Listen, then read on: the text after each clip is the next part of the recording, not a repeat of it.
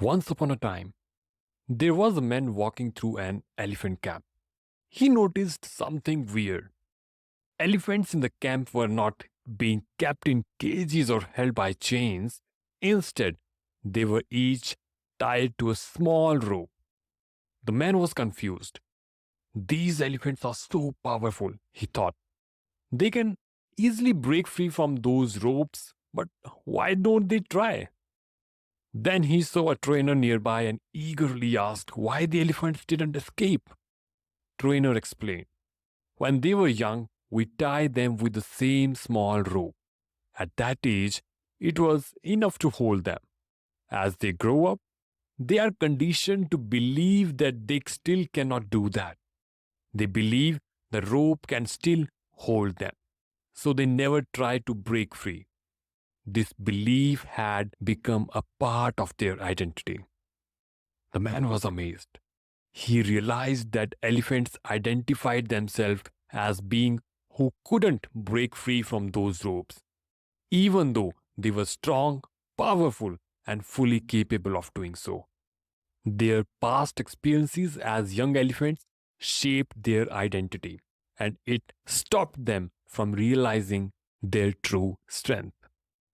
The irony is, this is something that happens to every one of us at some point. Today's episode follows a similar theme. We will discuss the relationship between our identity and our habits, and how our habits shape our identity. This is one of those subjects that can really make us think and perhaps even lead to some self discovery. Welcome to the Progress Partners, the podcast where we embark on a journey of growth and progress together.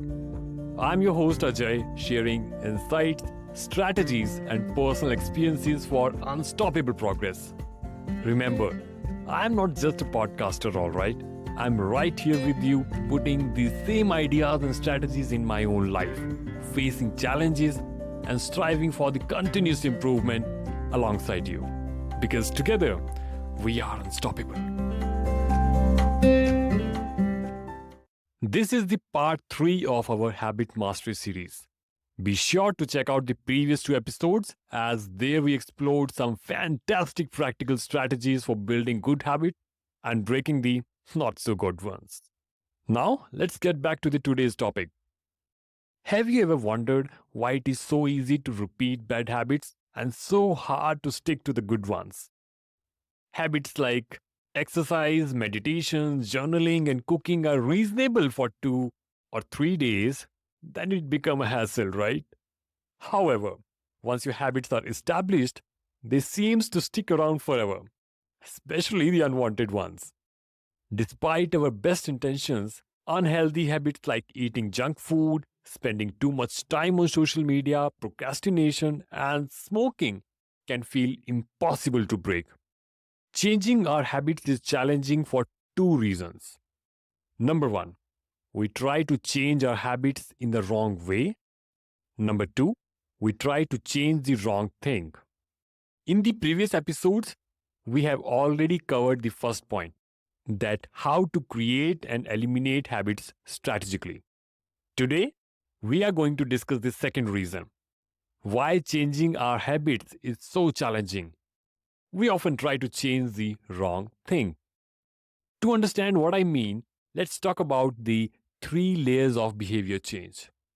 The first layer is changing your outcomes. Now, this level is concerned with changing your results. Losing weight, publishing the book, winning the championship, most of the goals you set are associated with this level of change. This is the surface level of change where we aim to alter the results we achieve. The second layer is changing your process.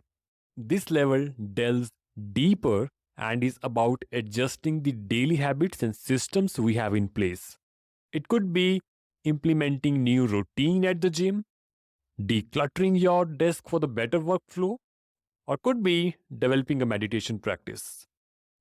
Now, the third and deepest layer is changing your identity. This is the most profound layer of change. This level is concerned with changing your beliefs, your worldview, your self image, your judgment about yourself and others. In Urdu, there is a saying, "Ehsaas-e kamtari." It means inferiority complex. We all experience this feeling at times, usually because we believe we are not good enough. However, most of the assumptions and biases we hold are connected to this deepest level of behavior change, that is, changing your identity.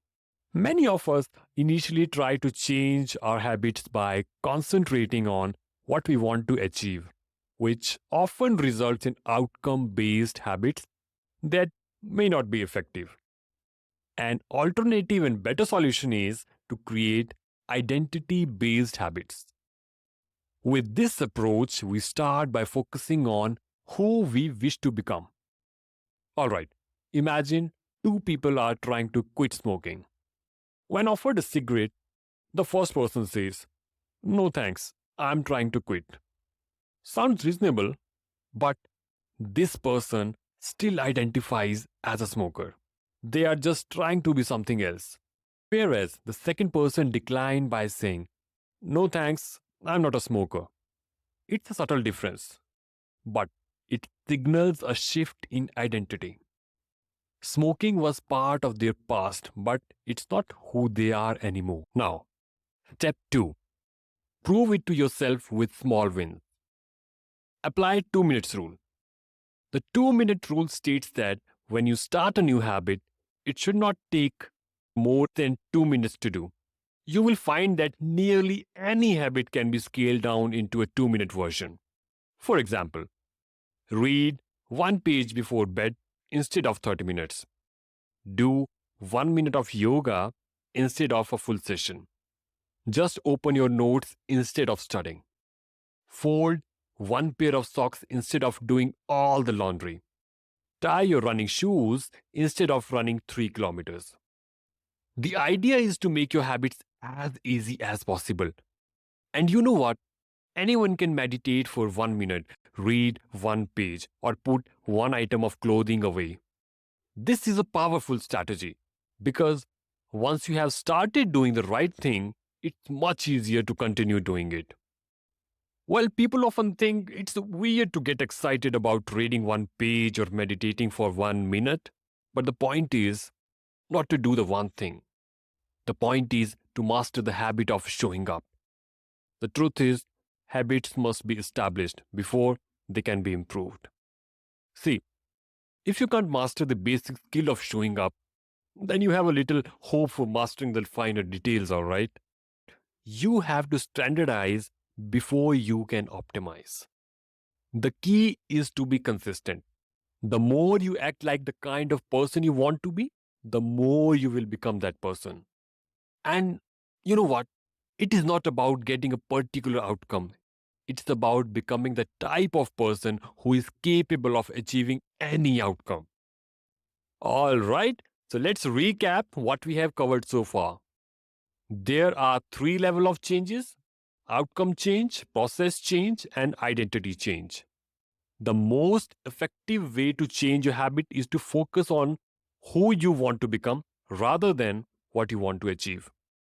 Your identity emerges out of your habits. Every action is a vote for the type of person you want to become. Becoming the best version of yourself requires you to continuously edit your beliefs and to upgrade and expand your identity. The real reason habits matter is not because they can get you better results, although they can do that, but because they can change your belief about yourself. So with this, we come towards the end of our Habit Mastery series. Just remember, you are not alone, and we all have the power to change our lives. Changing habits takes time and effort. It's not something that happens overnight. But if you're persistent and consistent, you can achieve anything you set your mind to. Ehsaas-e kamtari, that feeling. Let's come out of it together. Because together, we are unstoppable. I hope this episode has been helpful and inspiring. Please share it with your friends and family and subscribe to the show for more episodes on personal growth and self-improvement. Thank you for listening.